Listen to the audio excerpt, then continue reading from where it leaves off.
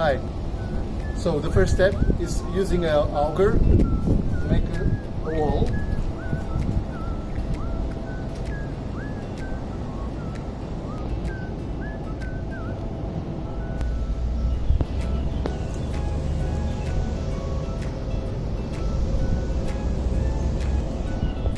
With this kind of small quantity of soil, we have to put it in the basket.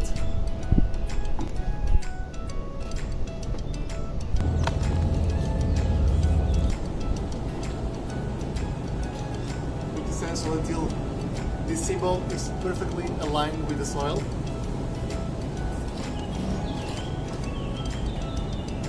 Perfect. Let's take it out. Now, the idea is to make a kind of homogeneous soup with water and the soil that we took from the wall.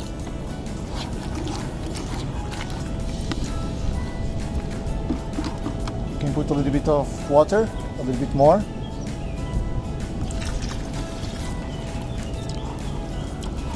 Right now the idea is to put this homogeneous soup inside the wall without the sensor yet.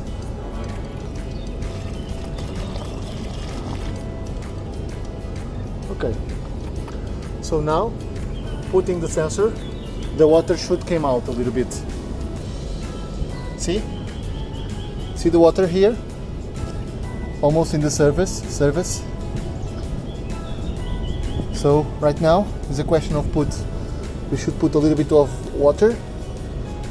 You can condense a little bit this, and the idea is to put water to try to expel the oxygen from the wall and allow the sensor be in perfect contact with all the soil around it.